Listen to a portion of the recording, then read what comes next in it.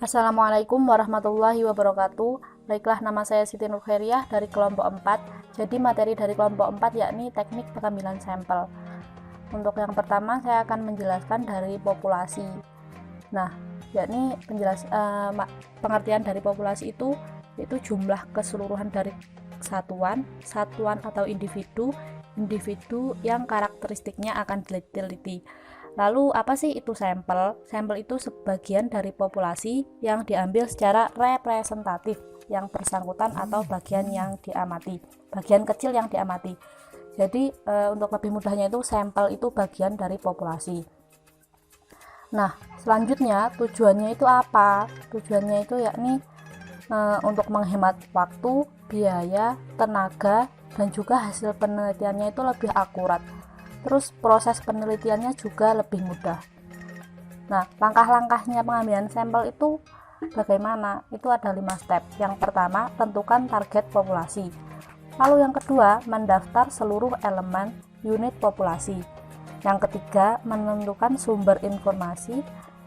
Lalu yang keempat, menentukan jumlah anggota sampel. Dan yang kelima, menentukan teknik sampling. Untuk yang kelima, jenis-jenis teknik pengambilan sampel. Jenisnya yakni ada 2, yakni probability dan non-probability. Untuk probability itu ada 4, yakni yang pertama simple random sampling, yang kedua proportionate stratified random sampling, yang ketiga disproportionate stratified random sampling, dan yang keempat cluster sampling. Untuk yang non-probability, yang pertama sampling sistematis, yang kedua sampling kuota, yang ketiga sampling aksi, dan yang keempat sampling purposive. Nah, sampling purposive itu dibagi menjadi 3, yakni sampling jenuh, snowball, dan sampling. Nah, selanjutnya saya akan menjelaskan probability itu kan tadi dibagi menjadi 4. Nah, yang pertama simple random sampling itu diambil secara random, secara acak, dan itu harus relatif sama.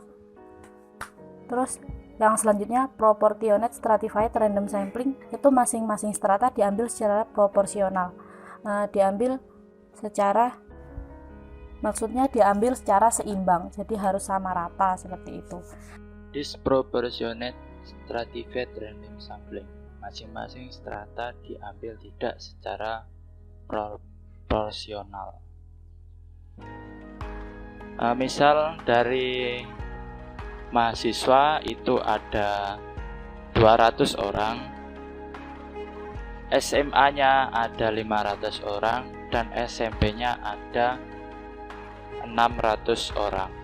Cluster sampling atau area sampling. Di dalam area sampling ini terdapat 4 langkah untuk menentukan sampling. Yang pertama, menentukan wilayah secara dengan acak, atau seperti contoh itu menentukan provinsi dulu ya. Misal kita ambil contoh provinsi Jawa Timur. Langkah kedua, memilih kota atau desa dengan acak. Setelah memilih provinsi, kita memilih kota. Jadi kan kita langkah pertama memilih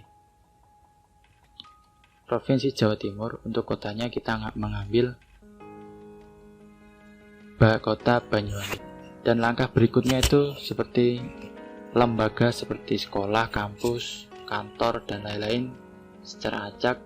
Dan langkah yang terakhir memilih siswa atau pelajar, mahasiswa, memilih masyarakat, dan itu dipilih dengan secara acak.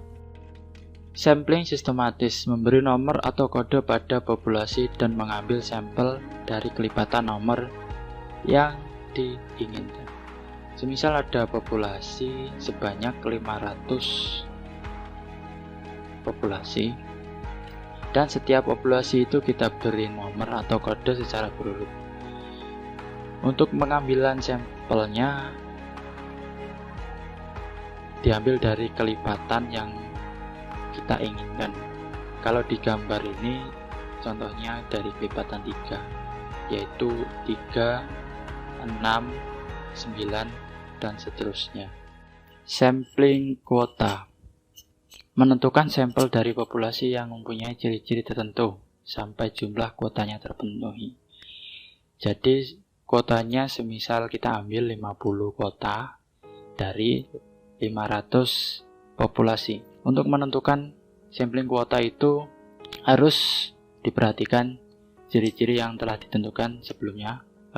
Seperti contoh ya, ciri-cirinya masih belum menikah, atau sudah janda, atau duda, dan lain sebagainya.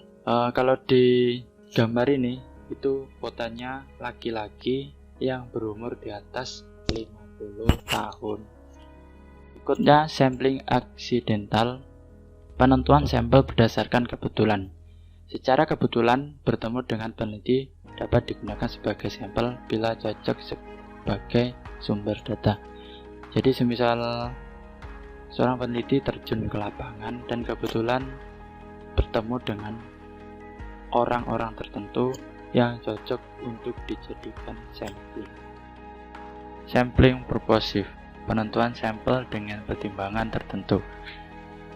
Misal dari 500 populasi, untuk menentukan samplingnya itu harus mempertimbangkan tertentu. Contoh, dia harus sudah menikah atau belum menikah, bahkan seperti harus lulusan S1. Itulah sampling purposive. Berikutnya sampling jenuh. Semua anggota populasi digunakan sebagai sampel, disebut juga sensus. Hal ini sering dilakukan apabila jumlah populasi relatif kecil.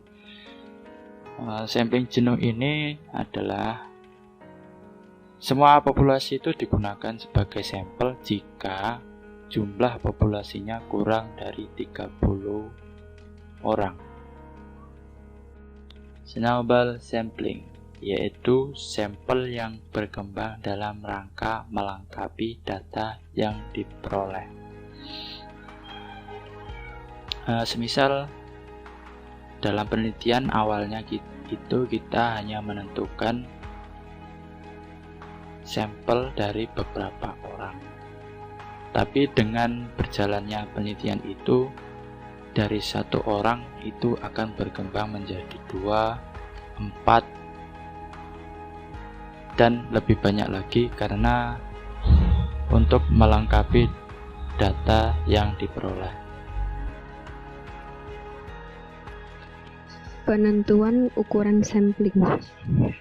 Jadi penentuan ukuran sampling ini dibagi menjadi 4 langkah. Yang pertama, ukuran sampel, yaitu ukuran sampel yang layak dalam penelitian antara 30 sampai dengan 500. Yang kedua, sampel berkategori. Misalnya, pria wanita, maka jumlah sampel setiap kategori minimal 30 orang. Yang ketiga, sampel berdasarkan jenis penelitian. Bila menggunakan analisis multivariate, kolerasi atau regresi berganda, maka sampel sama dengan jumlah variabel kali 10. Yang terakhir, sampel eksperimen sederhanaan, yaitu dengan kelompok eksperimen dan kelompok kontrol, maka jumlah anggota sampel masing-masing antara 10 sampai dengan 20. Yang selanjutnya, menentukan ukuran sampel dengan rumus Lovin.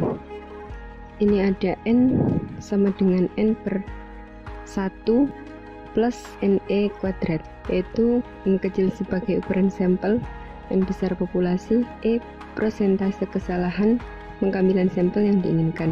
Yang selanjutnya, menentukan ukuran sampel dengan rumus dan tabel oleh Stephen Isaac. Jadi, rumus ini sudah dinyatakan dalam bentuk tabel yang lebih mudah. Slide selanjutnya, ya ini tabel penentuan sampel oleh Stephen Isaac dan William Bimke. Jadi ini ada tabel yang lebih mudah dari rumus sebelumnya tadi, dari rumus slide sebelumnya. Misalnya, memiliki populasi 100, maka sampelnya itu 87 dan bisa diambil kesalahan 100%. Jika populasinya 1000, maka tingkat kesalahannya 5% dan bisa memakai jumlah sampel 258. Ini tabel penentuan sampel 0%. Yang selanjutnya yaitu tabel penentuan sampel berdasarkan persentase menurut Young tahun 1999.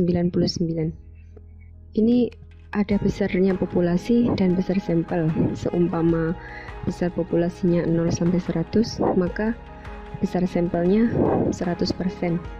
Dan itu jika 100 orang harus dijadikan sampel, jika ada 100 orang, maka harus 100 orang itu harus dijadikan sampel semua. Dan jika besar populasinya 101 sampai 1000, maka besar sampelnya 10%. Jika besar populasinya 1001 sampai 5000, maka besar sampelnya 5%, dan seterusnya. Selanjutnya, penentuan ukuran sampel memakai monogram menurut Heriki. Jadi, di mana monogram ini nanti tinggal tarik dari keseluruhannya.